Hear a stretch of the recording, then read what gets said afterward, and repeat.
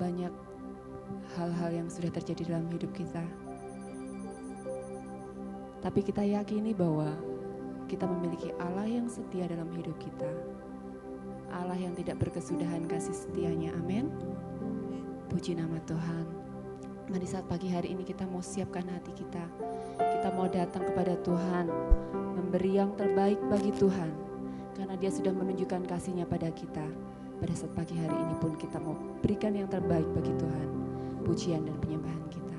Amin. Kita tundukkan kepala kita. Terima kasih Tuhan. Syukur hanya bagi-Mu Yesus.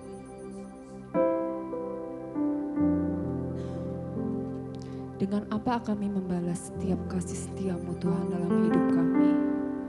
Dengan apa kami membalas kasih-Mu yang tak pernah berhenti dalam hidup kami? Saat pagi hari ini Tuhan kami datang menghadap kehadirat-Mu. Kami rindu menaikkan setiap pujian dan penyembahan kami. Kami rindu memberikan yang terbaik hanya bagi-Mu Tuhan. Kami mau merasakan melihat kembali hidup kami. Betapa Engkau mengasihi kami. Betapa Engkau menyayangi kami. Banyak hal telah kami lalui. Tapi satu hal kami percaya ketika kami ada sampai saat ini. Tidak lepas karena kasih setia Tuhan dalam hidup kami. Terima kasih Tuhan. Mari pimpin ibadah kami dari awal pertengahan hingga pada akhirnya. Hadir dari tempat ini Tuhan, kami menyenangkan Engkau dengan setiap puji-pujian kami. Terima kasih Tuhan.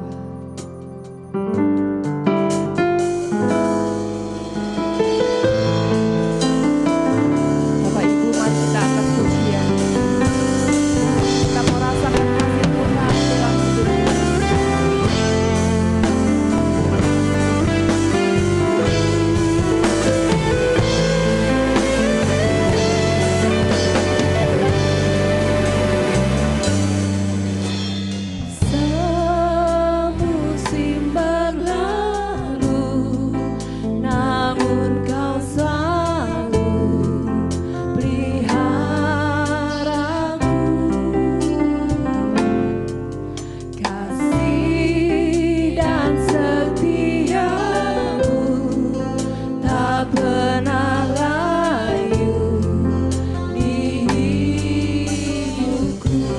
Rasakan kasih Tuhan, kembali katakan semusim berlalu.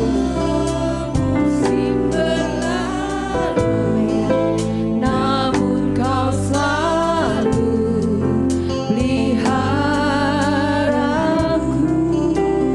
Kasih setiamu Tuhan, kasih dan setiamu tak pernah layu di hidupku.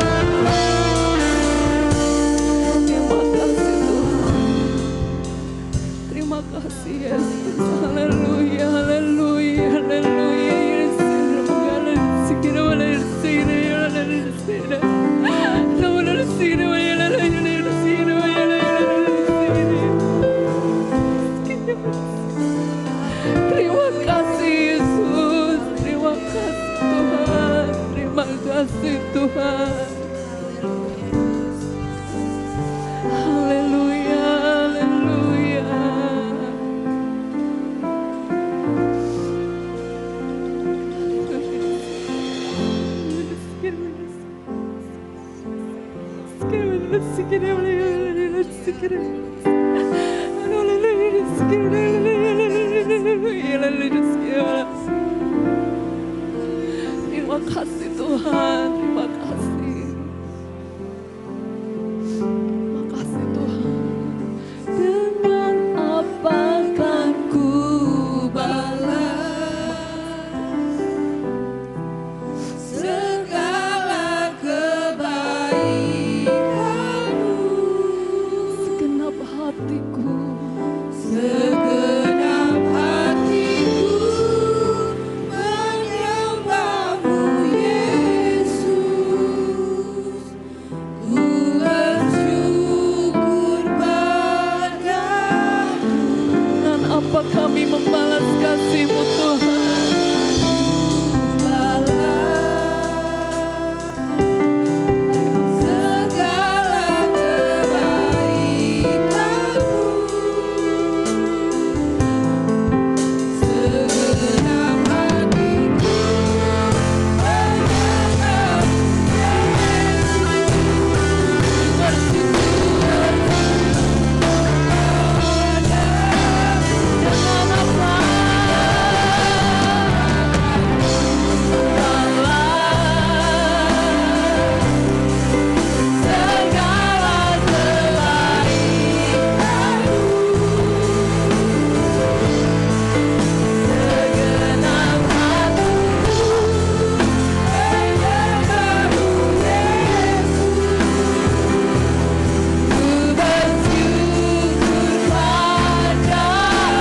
Segenap hatiku menyembah-Mu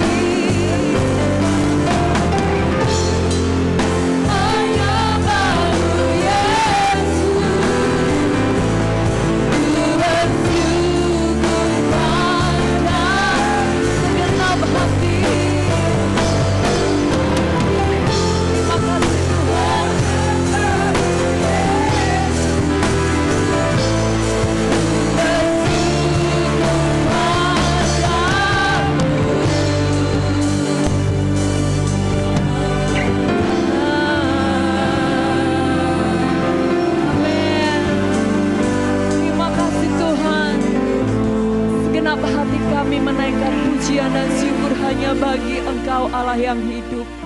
Segenap hati dan jiwa kami menaikkan setiap pujian bagi Engkau Allah yang telah mengasihi kehidupan kami. Saat pagi hari ini lebih lagi kami mau merasakan kasih setia Tuhan dalam hidup kami. Terima kasih Tuhan, lebih lagi kami memberikan yang terbaik bagi Engkau Tuhan. Di dalam nama Yesus kami berdoa, haleluya, amin. Amin, puji nama Tuhan. Tiada berkesudahan kasih setia Tuhan dalam hidup kita. Amin. Kita akan pujian ini.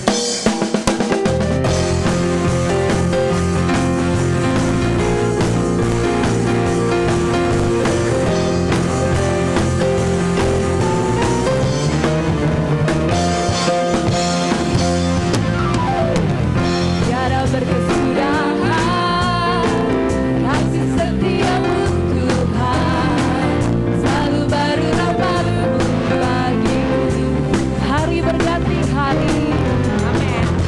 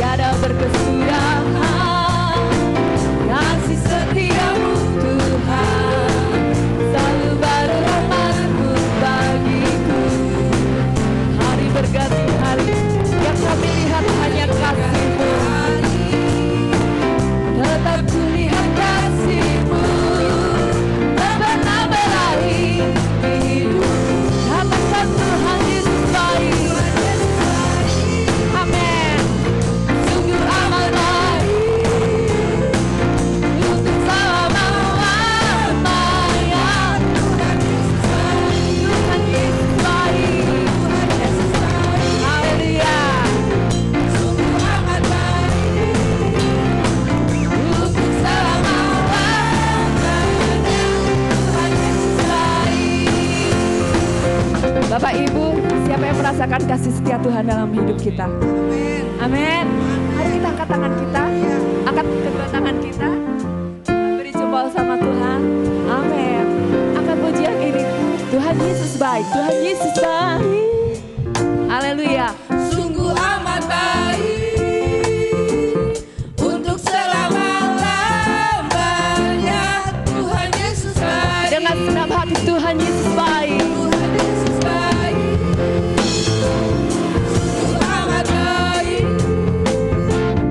untuk selama-lamanya.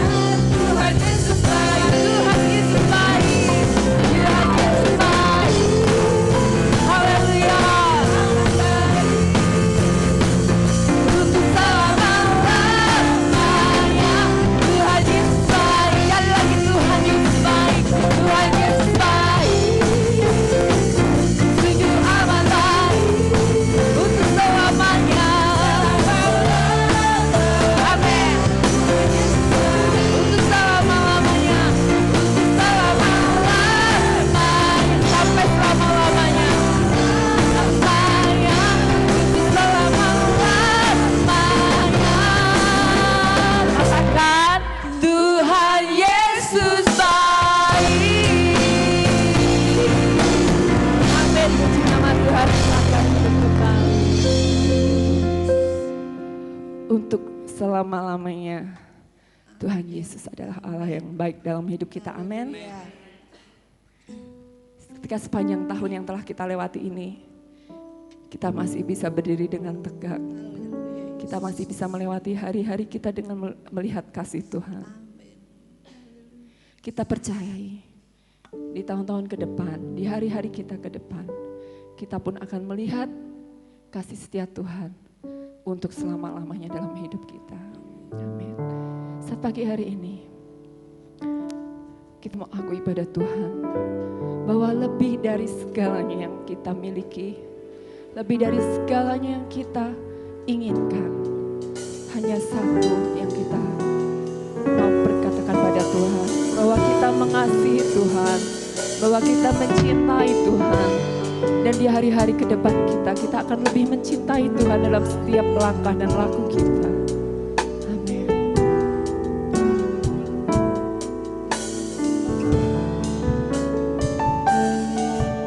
Lebih dari segalanya,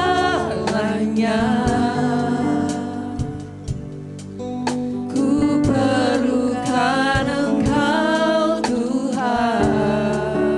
Amin.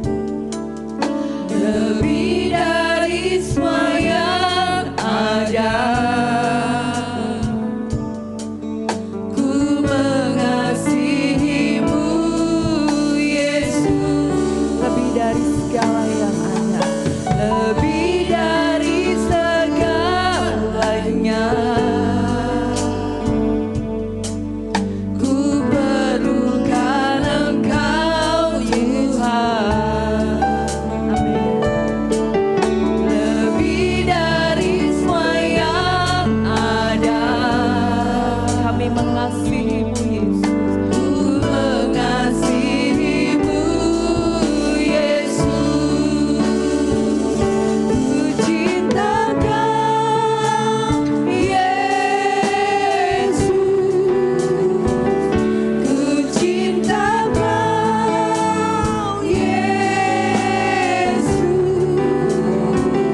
Lebih dari segala yang ada, ku cinta Kau Yesus. Biarlah lagu ini menjadi pengakuan hidup kita, bahwa lebih dari segalanya kami hanya memerlukan Engkau Tuhan, dan lebih dari segalanya kami mencintai Engkau Tuhan. Amin. Dari segalanya, Kami perlukan Engkau Tuhan. ku perlukan Engkau Tuhan. Lebih dari semua yang ada. Lebih dari semua yang ada, ku mengasihimu Yesus. katakan lebih dari segalanya. lebih dari segalanya. Perlukan Engkau Tuhan. Ku perlukan Engkau Tuhan. Lebih dari semua yang ada. Ku mengasihimu. Kita bangkit berdiri angkat pujian ini. Ku cintakan.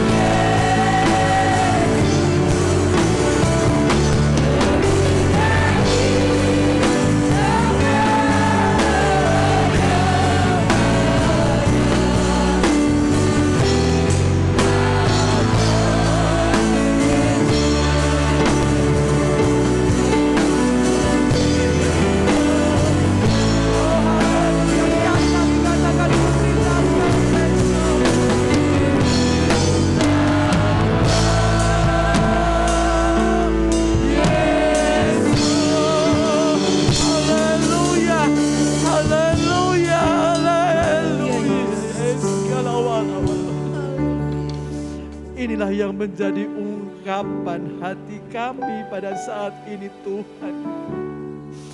Kami mencintai Engkau lebih dari apa yang ada. Kami mengasihi Engkau dengan segenap hati kami. Karena kami merasakan Bapa akan pertolongan-pertolongan yang Engkau sudah berikan dalam kehidupan kami. 50 minggu sudah kami lalui Tuhan. Saat ini kami ada dalam minggu yang terakhir. Kalau kami ada sebagaimana kami ada, kami bisa mengatakan Ebenezer, sampai di sini Engkau sudah menolong kami.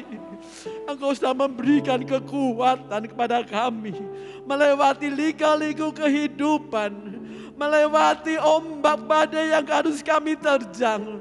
Tapi kami tetap tegar sampai saat ini. Karena hanya oleh kemurahan Engkau. Kalau Engkau sudah menjaga, memelihara kami sampai pada saat ini. Keyakinan kami Tuhan, Engkau juga akan memelihara, menjaga kami Tuhan. Pada hari-hari yang akan kami lalui. Kami membutuhkan Engkau Bapa. Kami membutuhkan firman-Mu. Karena firman-Mu itulah yang menuntun kami kepada jalan kebenaran Engkau. Firman-Mu itulah Tuhan yang bisa menguatkan kami untuk tetap bertahan di tengah-tengah dunia ini. Urapi hamba-Mu Tuhan, pakai bibir lidah mulutnya, apa yang menjadi kehendak-Mu, apa yang menjadi isi hati-Mu kepada sidang jemaat-Mu di tempat ini. Nyatakan melalui firman Allah, kami siap dibentuk untuk lebih hari, lebih heran, lebih hari, lebih menyenangkan akan hati Engkau. Terima kasih Bapa, kami siap mendengarkan firman Allah dalam nama Yesus Kristus. Haleluya. Amin.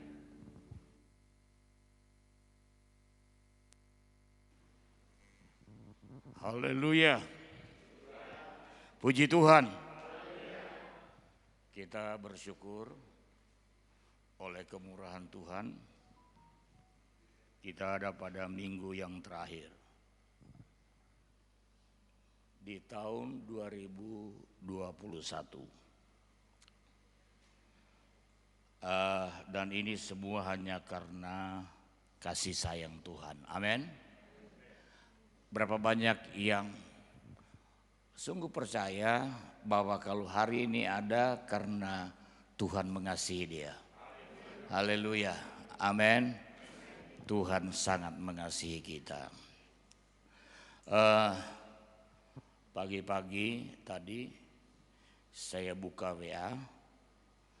Ya memang waktu Mukernas Mukhtar ngabalin seorang staf kepresidenan presiden memberikan nomor HP kepada kami hamba Tuhan, dan tadi pagi masuk WA dari beliau yang mengatakan bahwa Natal adalah perayaan umat Kristen, dan kalau toh ada perbedaan di antara kita, memang Tuhan yang menghendaki perbedaan itu. Ya, sebuah pandangan orang yang sangat nasionalis, dan juga dia berjanji kalau ada masalah dalam pembangunan gereja, kontak nomor telepon saya. Ya, kita bersyukur ada orang-orang yang nasionalis, Tuhan percayakan ada di pemerintahan kita. Ya, tetapi lebih daripada itu kita berharap kepada Tuhan. Amin. Pengharapan yang sesungguhnya adalah pada Tuhan. Nah, saya masih akan berangkat dari ayat kemarin. Yohanes pasal 10 ayat 10. Yohanes pasal 10 ayat 10. Baik, kita bangkit berdiri. Kita baca bersama-sama sekali lagi setelah hitungan yang ketiga. 2, 3. Pencuri datang hanya untuk mencuri dan membunuh dan membinasakan. Aku datang supaya mereka mempunyai hidup dan mempunyainya dalam segala kelimpahan. Amin. Puji Tuhan. Bapak, Ibu, Saudara, Tuhan Yesus mengkontraskan kehadirannya di bumi ini dengan pekerjaan iblis. Dan saya katakan kemarin, dengan semua antek-anteknya. Iblis bekerja hanya untuk mencuri, puncaknya membinasakan.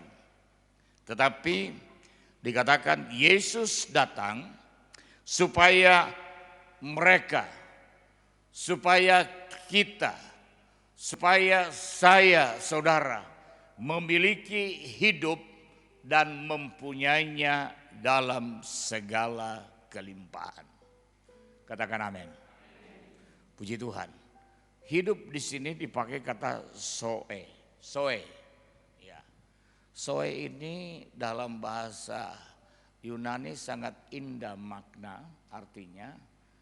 Cuma kalau orang Sulawesi bilang soe itu sangat jelek. Soe itu sial. Ya. Jadi kalau orang Sulawesi bilang soe gana, itu artinya kamu sial. Ya. Tetapi di dalam bahasa Yunani, zoe itu sangat bagus artinya. Dia memiliki 3 makna. Yang pertama, hidup baru. Yang kedua, hidup dalam kebangkitan. Ya, kita hidup dalam kebangkitan. Lalu yang ketiga, kita hidup dalam kekekalan atau hidup kekal. Nah, mari kita akan melihat ketiga makna ini. Dia ada suatu malam seorang ahli Farisi dan seorang tokoh ya yang bernama Gamaliel. Dia datang berjumpa dengan Tuhan, berjumpa dengan Yesus, dan dia bertanya, "Guru, perbuatan baik apakah yang harus kami perbuat? Aku perbuat supaya memperoleh hidup kekal." Lalu Tuhan Yesus menjawab dia di dalam Yohanes pasal yang ketiga, ayatnya yang ketiga. Coba dibuka itu, Injil Yohanes 3 ayat 3. Yesus menjawab katanya, "Aku berkata kepadamu sesungguhnya." Ya, perhatikan saudara, ketika Alkitab mempergunakan kata sesungguhnya, ini adalah sesuatu yang pasti, yang memiliki kekuatan dalam kepastian, atau tidak ada alasan lain, ya. Atau sesuatu yang sungguh-sungguh, ya itu mungkin yang lebih tepat. Sesungguhnya jika seorang tidak dilahirkan kembali, ia tidak dapat melihat kerajaan Allah. Ayat 4 sampai dengan ayat 5. Coba ayat 4. Ketika kata Nikodemus kepadanya, "Bagaimana mungkin seorang dilahirkan kalau ia sudah tua? Dapatkah ia masuk kembali ke dalam rahim ibunya dan dilahirkan lagi?" Ayat 5.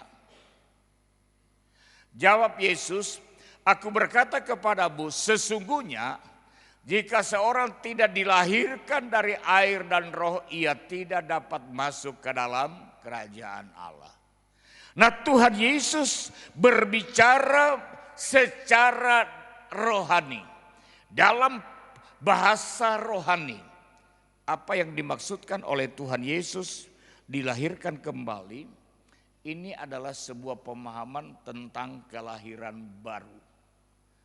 Tetapi Nikodemus memaknai sebuah kelahiran biasa. Lahir sebagaimana seorang bayi yang lahir di muka bumi ini setelah melalui kandungan seorang ibu. Nikodemus memahaminya dalam pengertian lahiriah. Padahal Tuhan Yesus sedang berbicara secara rohania. Yang dimaksudkan oleh Tuhan Yesus di sini adalah lahir baru atau hidup baru. Nah, kita perhatikan apa yang dikatakan oleh Rasul Paulus kepada Titus, seorang gembala yang ditempatkan menjadi hamba Tuhan di Kreta, mengembalakan jemaat Tuhan yang ada di sana. Titus pasal yang ketiga ayat 4 dan ayat 5. Titus pasal 3 ayat 4 dan ayat 5.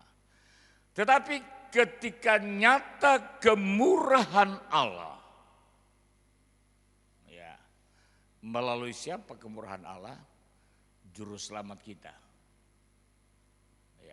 Tuhan menyatakan kemurahannya melalui kelahiran putranya, yaitu Yesus Kristus, dan seluruh karyanya sampai kepada kematian dan kebangkitannya. ketika nyata kemurahan Allah, juru selamat kita, dan kasih-Nya kepada manusia. Nah, saudara perhatikan, seluruh tindakan Allah kepada kita itu berdasarkan kasih Allah. Ya, berdasarkan kasih Allah. Siapa sih kita ini sebenarnya? Ya, hidup kita dengan Tuhan ini sangat berbanding tak terjangkau. Ya, tak terjangkau. Tidak bisa dipersamakan. Tetapi dikatakan apa? Kasih-Nya telah nyata kepada kita. Ayat yang kelima. Pada waktu itu Dia telah menyelamatkan kita. Perhatikan, sekali lagi di sini ditekankan, kemarin saya katakan bahwa keselamatan itu hanya ada di dalam Yesus Kristus Tuhan. Bukan karena perbuatan baik yang telah kita lakukan. Perhatikan ini saudara. Keselamatan kita bukan karena perbuatan baik, bukan karena amal. Ya. Bukan karena kebaikan hati saudara yang saudara tunjukkan berikan kepada orang lain. Bahwa itu harus kita lakukan, itu adalah bukti sebagai anak Tuhan. Tapi bukan itu yang menyelamatkan. Ya. Berbuat baik penting enggak? Halo? Berbuat baik penting enggak? Penting.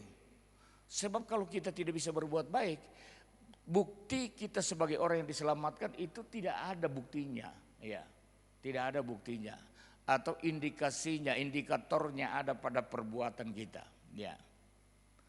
Keselamatan kita hanya dari Tuhan, bukan karena perbuatan baik kita, ya. Tetapi karena rahmat-Nya oleh perbandingan kelahiran kembali dan oleh pembaharuan yang dikerjakan oleh Roh Kudus. Jadi saudara-saudara, bahwa hidup baru adalah sebuah kelahiran baru di mana kita menjadi baru. Ya, Rasul Paulus berkata, hendaklah kamu, dia katakan apa? Dalam Roma pasal 12, jangan kamu sama seperti dunia ini, tetapi berubahlah oleh pembaharuan budimu. Nah saudara-saudara, kemudian Efesus pasal 4 ayat 21 sampai 24. Tolong ditampilkan ayat ini satu persatu. Kita akan melihat apa sebenarnya yang dimaksudkan dengan hidup baru. Jadi kehadiran Tuhan mengerjakan atau untuk memberikan kita sebuah kehidupan yang baru. Bukan lagi kehidupan dalam hidup secara lahiriah, tetapi kita hidup baru di dalam Tuhan. Nah, apa yang dimaksud dengan hidup baru? Efesus 4 ayat 21. Karena kamu telah mendengar tentang siapa itu? Yesus. Dan menerima pengajaran di dalam Yesus. Menurut kebenaran nyata dalam Yesus. Ya. Jadi kita mendengar tentang Yesus, kita terima pengajaran di dalam Yesus, dan kita menuruti kebenaran yang nyata dalam Yesus. Ayat 22. Yaitu bahwa kamu berhubung dengan kehidupan kamu yang dahulu. Ini memang perlu saya tekankan supaya kita memahami apa yang dimaksud dengan kehidupan baru. Ada kehidupan kita yang dahulu. Kalau kita mengatakan ini, saya kok jadi teringat siapa itu yang tinggi jenangan? Hah? Dia nyanyi apa di sini dalam bahasa Jawa? Aku mau koyo bien mane. Nah, ya, itu kehidupan dulu. Ya, kehidupan dulu. Lalu harus menanggalkan manusia lama. Jadi kehidupan kita yang dahulu, kita hidup dalam manusia yang lama. Ya, saudara-saudara, sekali lagi, kehidupan kita yang dulu, kita hidup dalam manusia yang lama. Yang menemui kebinasaannya. Perhatikan, manusia lama kita itu akan menemukan kebinasaan. Manusia lama kita itu berujung pada kebinasaan. Kematian kekal. Oleh nafsunya yang menyesatkan. 23. Dan mengenakan manusia baru. Ya. Coba kita mundur lagi dulu ayat 22. Ya. Harus menanggalkan manusia lama. Jadi manusia lama kita itu harus ditanggalkan. Ya. Ayat 23. Supaya kamu dibaharui di dalam roh dan pikiranmu. Perhatikan ini. Mau mengalami hidup yang baru itu memang pekerjaan roh. Tetapi hidup dalam kehidupan yang baru itu adalah usaha kita dengan pertolongan Roh Kudus. Ya. Dan kita hanya bisa hidup, ya. Kita hanya bisa hidup dalam kehidupan yang terus diperbaharui kalau kita tanggalkan manusia lama kita. Karena manusia daging kita itu bertentangan dengan roh. Ya. Perhatikan di sini dikatakan dibaharui di dalam roh dan pikiranmu. Kalau kita belum menanggalkan manusia lama kita, pikiran kita itu adalah pikiran yang lama. Pikiran yang lama itu apa yang dipikirkan? Daging, ya.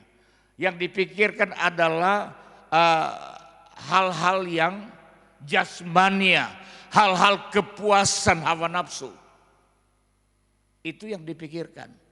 Tetapi kalau kita sudah menanggalkan manusia lama kita, maka Roh Kudus akan menolong kita, membantu kita untuk kita dapat terus diperbaharui di dalam roh pikiran kita, pikiran-pikiran yang rohani. Ayat 24. Dan mengenakan manusia yang baru. Perhatikan, manusia lama ditanggalkan, manusia baru dikenakan.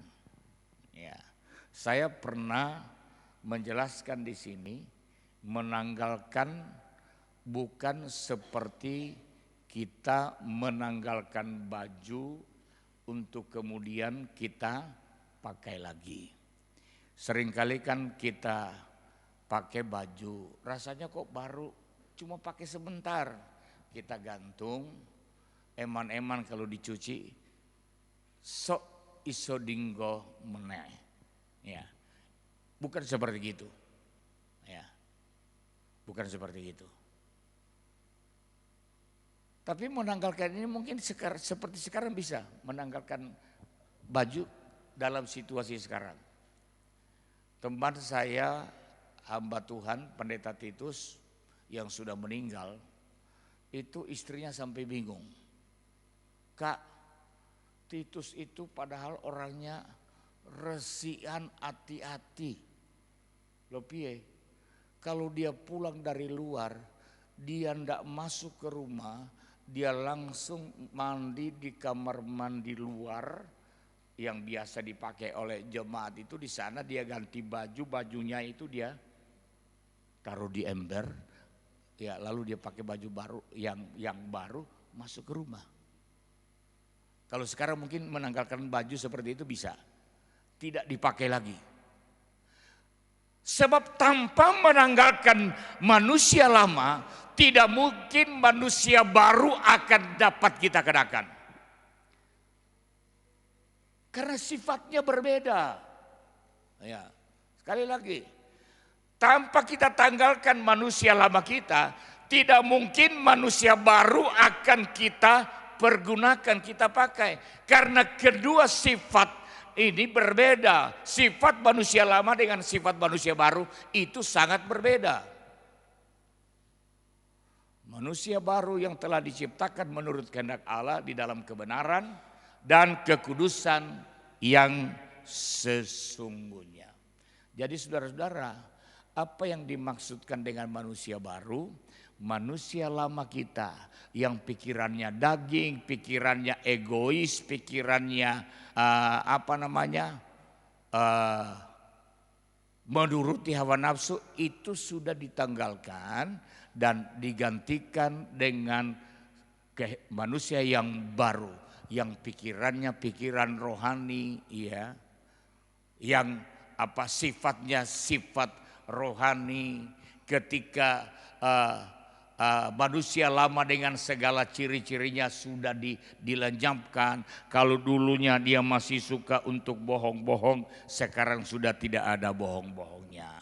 Kalau dulu dia suka iri hati, manusia lama, manusia barunya sudah tidak ada iri hatinya. Ketika manusia lamanya masih suka untuk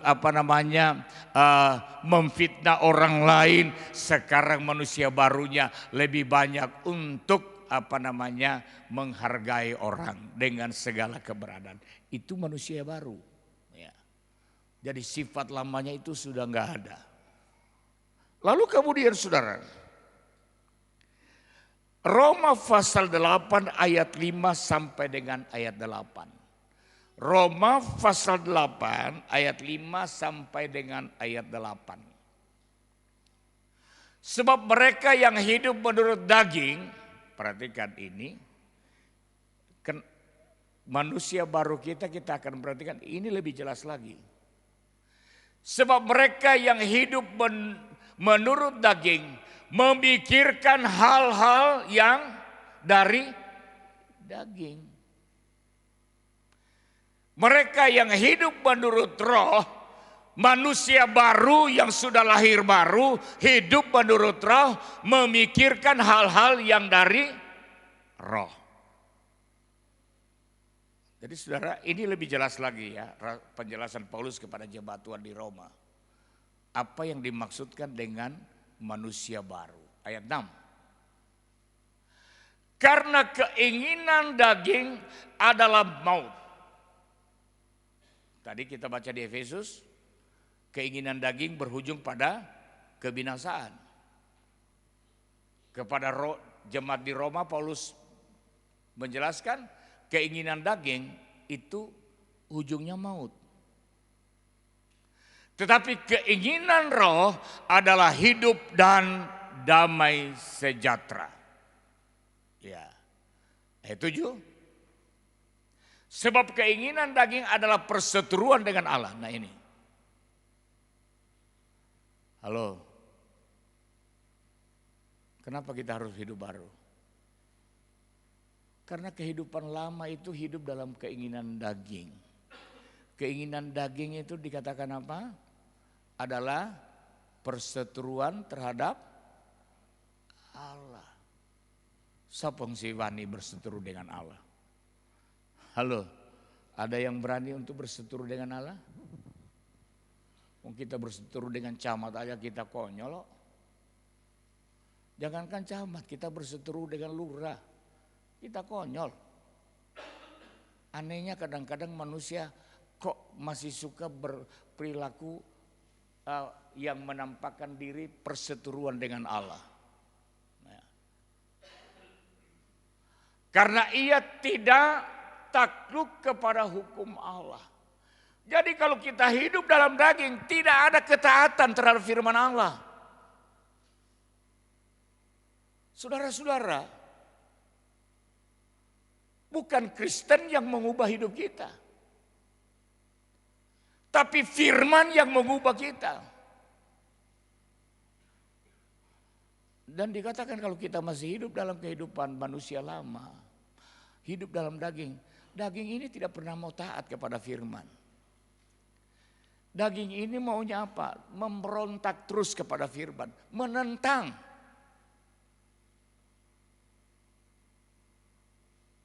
Jadi saudara-saudara, yang Tuhan mau adalah ketaatan tanpa syarat. Jadi kita tidak bisa berkata, oh aku nih firman Tuhan, nih iki so taat, nih iki auru iso. Urung, saya masih manusia. Ya sudah, hidup terus saja dalam kemanusiaannya, nanti ujungnya adalah maut. Saya menyampaikan ini saudara, supaya kita ingat bahwa khotbah akhir tahun adalah khotbah yang membawa kita di tahun 2022 untuk kita hidup semakin benar dan berkenan kepada Tuhan. Ya. Kenapa dia tidak taat? Kenapa hidup dalam daging tidak ada penundukan diri? Kenapa dikatakan? Karena ia tidak takluk. Memang daging gak mau takluk, gak mau taat. Hal ini memang tidak mungkin baginya. Perhatikan. Wah, ini pernyataan luar biasa. Bahwa kalau kita hidup dalam daging itu tidak akan ada ketaatan. Kenapa? Karena dikatakan apa? Memang gak mungkin taat kalau hidup dalam daging. Gak mungkin. Ya. Ayat 8. Ayat 8. Mereka yang hidup dalam daging tidak mungkin berkenan kepada Allah. Saudara-saudara, Roma mencatat satu, kita hidup dalam daging, kita berseteru dengan Allah. Kemudian ayat 8 dikatakan kita hidup dalam daging, kita tidak mungkin berkenan kepada Allah. Iya. Lalu kemudian 1 Yohanes 3 ayat 9. Ini masih mengenai hidup baru. 1 Yohanes 3 ayat 9. Setiap orang yang lahir dari Allah tidak berbuat dosa lagi. Sebab benih ilahi tetap ada di dalam dia. Dan ia tidak dapat berbuat dosa karena ia lahir dari Allah. Ada pendeta yang tidak pernah berbuat dosa? Ada enggak? Enggak ada. Ada Tuhan yang tidak pernah berbuat dosa? Enggak ada. Ya, dikatakan apa? Tidak berbuat dosa. Tapi saudara-saudara, saya ingin untuk supaya kita memahami maksud dari ayat ini. Kata berbuat di sini dipakai kata poleo, artinya tidak terus-menerus berbuat dosa. Kalau kita berbuat dosa bisa tanpa sengaja, ya. Bisa di luar kehendak kita. Tapi kalau terus menerus berbuat dosa, ya memang karepe koyo ngono. Iya apa iya? Itu yang dimaksudkan di sini. Poleo. Tidak terus menerus berbuat dosa. Kenapa? Karena ada benih ilahi di dalam hidup kita. Jadi ini mengenai manusia baru, ya. Terjadi sebuah perubahan hidup mulai dari pikiran, perilaku, tindakan dan seterusnya. Kemudian pengertian yang kedua dari hidup atau zoe ini adalah hidup dalam kebangkitan. Rasul Paulus menjelaskan kepada jemaat Tuhan di Korintus, 1 Korintus pasal 15 ayat 20 dan ayat 23. Coba itu dibuka.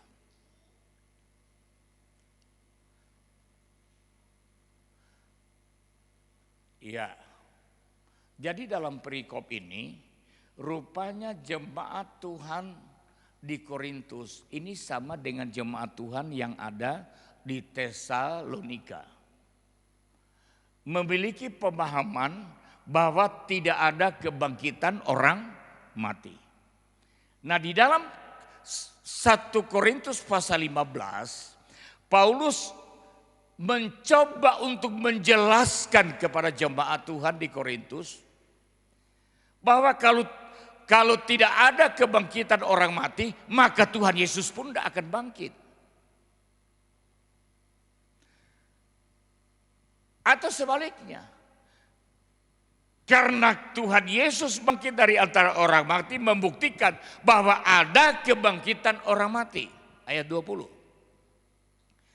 Tetapi yang benar ialah bahwa Kristus telah dibangkitkan dari antara orang mati sebagai yang sulung dari orang-orang yang telah meninggal.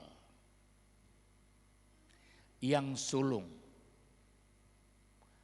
atau yang pertama bangkit, ya, dari orang-orang yang telah meninggal. Yang telah meninggal ini, kata telah ini bukan berhenti pada waktu ayat ini, waktu Paulus mengucapkan kepada jemaat Korintus, tetapi kata telah ini terus berjalan. Ya. Jadi hari ini ayat ini tetap sama. Yesus yang sulung bangkit yang pertama dari orang-orang yang telah meninggal sampai hari ini. Artinya orang yang meninggal tadi pagi kemarin, ya, itu Yesus yang sulung. Sampai nanti kedatangan Tuhan, kalau saudara baca di dalam 1 Tesalonika pasal 4. Ketika sangkakala Allah berbunyi, sangkakala yang terakhir berbunyi dikatakan, maka Tuhan akan turun dari sorga, lalu orang-orang yang sudah mati dalam Tuhan akan bangkit. Tetapi kebangkitan itu Yesus sudah yang pertama bangkit, ya. Jadi tidak ada yang pertama bangkit selain Tuhan Yesus. Tuhan Yesus yang sulung dari kebangkitan semua orang-orang yang akan bangkit ketika Tuhan Yesus datang pada kali yang kedua. Ya, dia menjadi pelopor kebangkitan kita. Ayat 23.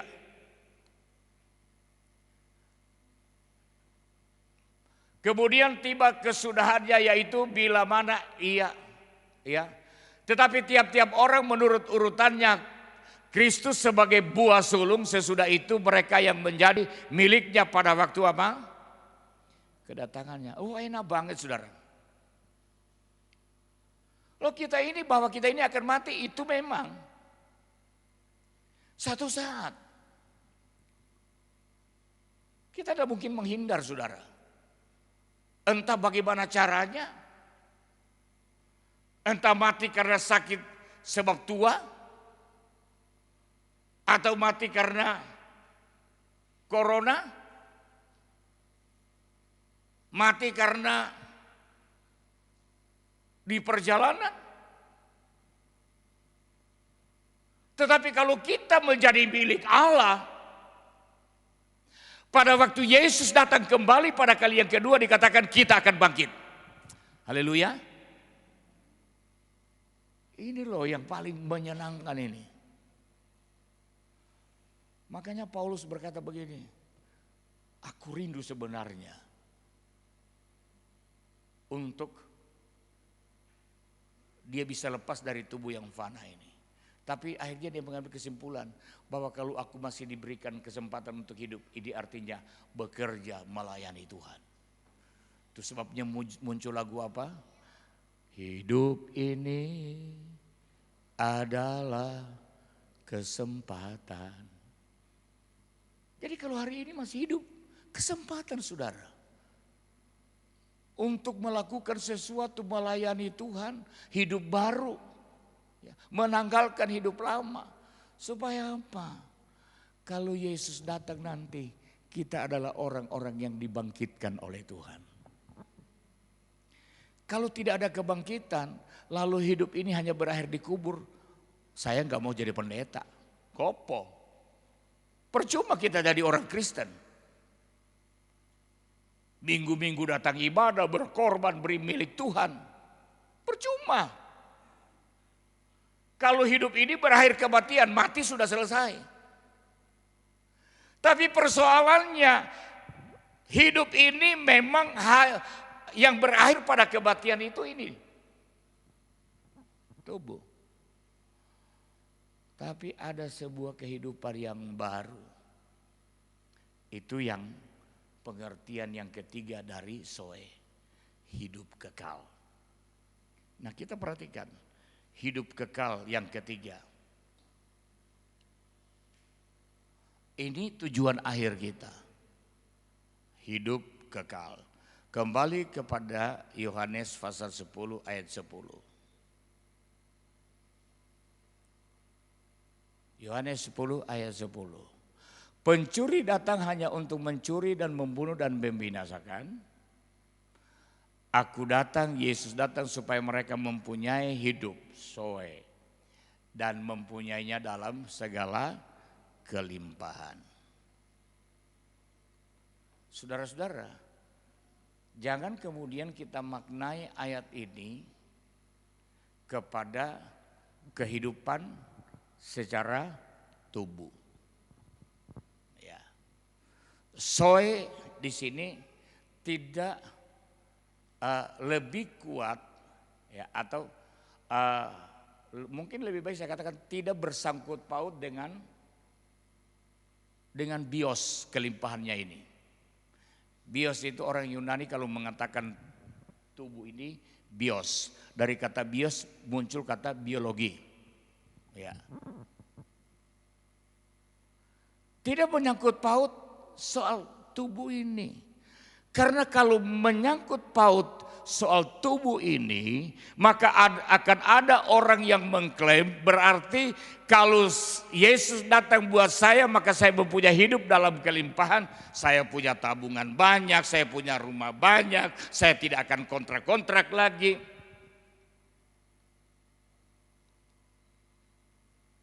Saudara yang kasih, ya. Bios ini saudara-saudara atau hidup kekal, hidup ini juga bukan hanya masalah infinity atau suatu jangka waktu yang tidak terbatas. Bukan hanya masalah kekekalan yang kita pahami waktu yang tidak terbatas. Tetapi hidup kekal yang sesungguhnya, saudara-saudara, selain daripada hidup kekal setelah kematian, kita memiliki hidup bersama-sama dengan Tuhan selama kita ada di dunia ini, dan ini berbicara kualitas hidup kekristenan. Ini berbicara kualitas hidup Kristen kita. Dalam doa Tuhan Yesus, Yohanes pasal 17 ayat yang ketiga. Yohanes 17 ayat yang ketiga. Inilah hidup yang kekal itu, yaitu bahwa mereka mengenal aku satu-satunya Allah yang benar dan mengenal Yesus Kristus yang telah engkau utus. Jadi saudara-saudara, hidup kekal itu kualitas hidup iman kita. Ketika selama hidup ini dikatakan kita mengenal Allah yang benar. Dan kita mengenal Yesus Kristus yang telah diutus. Kita mengenal Dia sebagai Allah. Sebagai Tuhan. Ya. Firman Tuhan berkata, Dia adalah firman yang menjadi daging. Dan oleh firman itulah semuanya telah jadi. Ya. Jadi semua yang ada ini jadi karena firman. Dan firman itu dikatakan telah menjadi daging dan namanya Yesus. Kita mengenal Dia. Dan ketika kita mengenal Dia, bukan hanya percaya, Tetapi kita percaya dan kita hidup sesuai dengan apa yang Dia kehendaki. Sampai kita mati, kita hidup dalam kekekalan. Jadi ini yang dimaksudkan dengan hidup kekal. Mulai dari dunia ini kita hidup dalam persekutuan dengan Allah. Dan ketika kita mati kita hidup dalam kekekalan. Dalam persekutuan yang tidak akan pernah terpisahkan lagi untuk selama-lamanya. Saudara-saudara, di sana kehidupan yang kekal buat selama-lamanya. Di dunia ini umur kita berakhir. Kemarin nengok adik di Salatiga, sakit belakang karena lumbalnya yang kesekian ini rupanya HNP-nya mencotot keluar, ngantam urat punggung sehingga sakit. Ini kan bahasa sekulernya yang gampang dimengerti orang urat kejepit. Lalu papasan berkata, sakitnya wong tuwo. Ya memang terjadi penurunan secara fisik. Lalu pulang saya besuk Pak Joko. Pak Joko kenapa bagaimana? Oh gini, saya bilang itu sakit. Orang bilang urat kejepit, saya menjelaskan. Lalu saya ajari dia teori terapinya seperti apa. Begini loh terapinya Pak Joko. Tidak usah, jangan terintimidasi, jangan kemudian melokor. Iki sakitnya wong tuwo, tapi bukan berarti tidak bisa sembuh. Rajin terapi, begini caranya. Saya bisa mengajar ini karena apa? Saya 3 kali alami mulai dari podang apa itu. Begitu kumat saudara, lumpuh gak bisa jalan, 3-4 hari gak bisa jalan. Beberapa kali saya alami. Lalu terakhir kemarin jatuh. Itu kan kena juga ANP-nya kambuh lagi. 1 bulan gak bisa jalan. Tapi kan pulih. Yang penting kita tetap berdoa dan tahu terapinya. Saya katakan ke Pak Joko, tetap semangat. Ini sakitnya orang tua, tapi ini terapinya. Tapi satu hal yang saya mau katakan, usia kita bertambah dan yang pasti satu saat kita akan mengakhiri hidup ini. Berita baiknya, ketika kita tanggalkan hidup yang lama, kita hidup di dalam Tuhan. Kita memiliki kualitas bersekutu dengan Tuhan. Maka kalau kita tinggalkan dunia, kita alami hidup yang kekal bersama-sama dengan Tuhan. Puji Tuhan. Mari bangkit berdiri, kita akan sama-sama masuk dalam doa. Sebab Dia hidup, ada hari esok.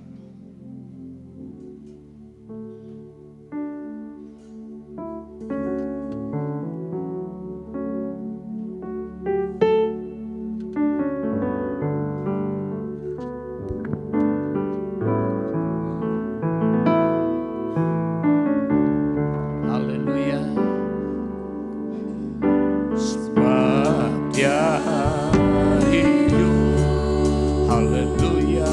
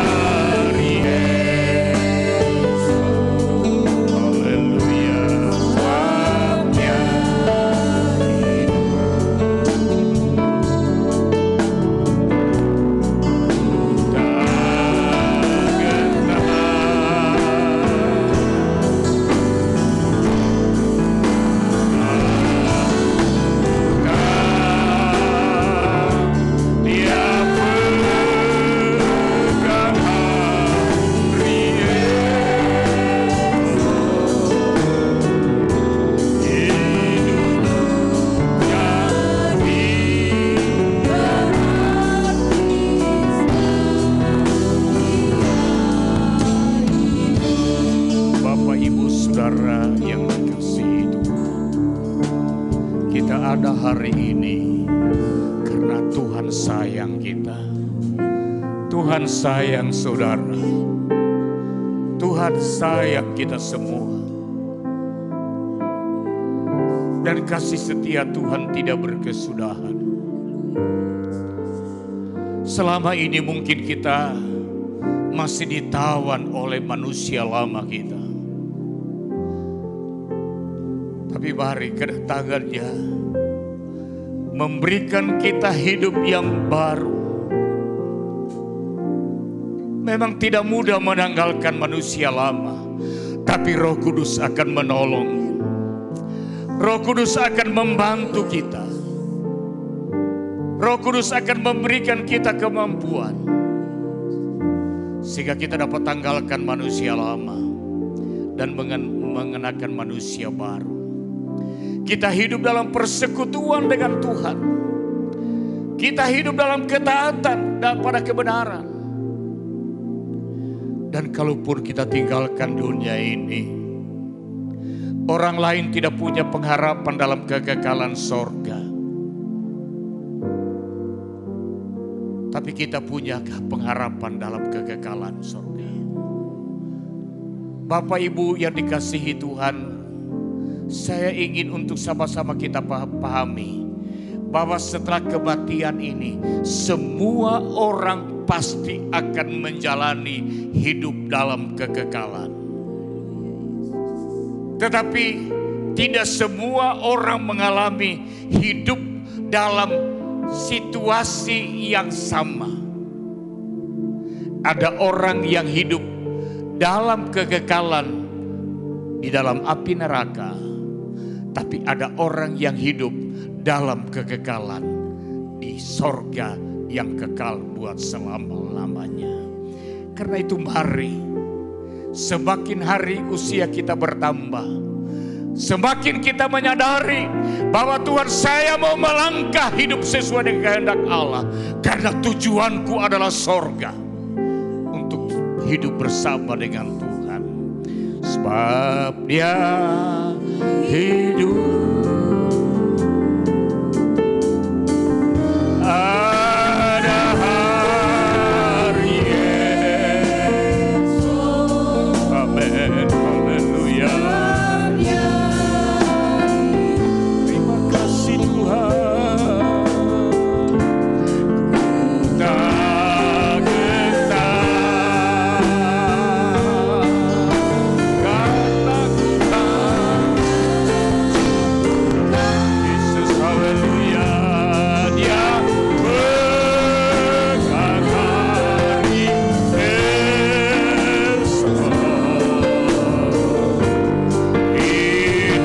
Hidup jadi berarti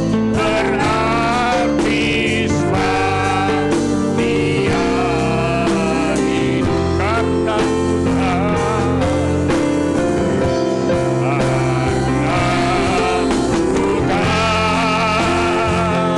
Dia pegang hari esok. Hidup jadi berarti sebab Dia hidup. Katakan, hidup jadi berarti.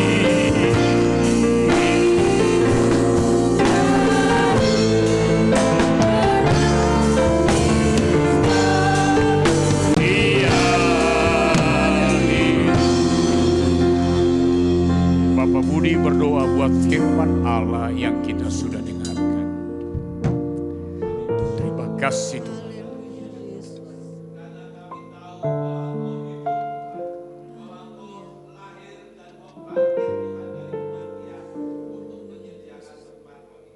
Haleluya.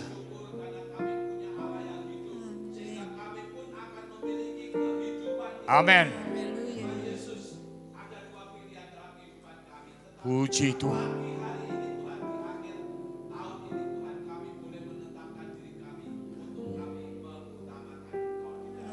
Haleluya. Terima kasih Tuhan. Terima kasih Bapa di sorga, di minggu terakhir tahun 2021. Kami bersyukur kepada Tuhan ketika kami mengingat kembali perjalanan hidup kami. Engkau sudah meluputkan kami dari berbagai macam hal. Dan hari ini kami boleh ada menikmati ibadah di akhir tahun. Ibadah di minggu terakhir. Kami berdoa Tuhan, kiranya Tuhan terus menghantar kami sampai kami dapat menjalani hidup ini mengakhiri tahun 2021. Kami nikmati kasih Allah pertolongan Tuhan. Dengan penuh sukacita kami juga akan menyongsong tahun yang Tuhan sediakan di depan kami. Pelihara umat-umat-Mu, jaga lindungi, berkati mereka. Di hari-hari yang terakhir ini, Tuhan, aku berdoa, berkat-Mu yang Tuhan sediakan. Yang Tuhan sediakan buat mereka untuk tahun ini, biar kiranya digenapi di penghujung tahun ini. Mereka nikmati, mereka alami. Terpuji nama-Mu ya Tuhan. Semua korban persembahan pengembalian milik Allah, Tuhan kembalikan dengan berkat limpah. Yang berulang tahun dan di minggu yang kami lewati, juga Tuhan berkati mereka. Sebentar jemaat pulang ke rumah mereka, Tuhan sertai tibakan di rumah mereka dengan selamat. Terima kasih Tuhan. Kedangkan tangan-Mu saudara. Kiranya Tuhan memberkati dan melindungi engkau.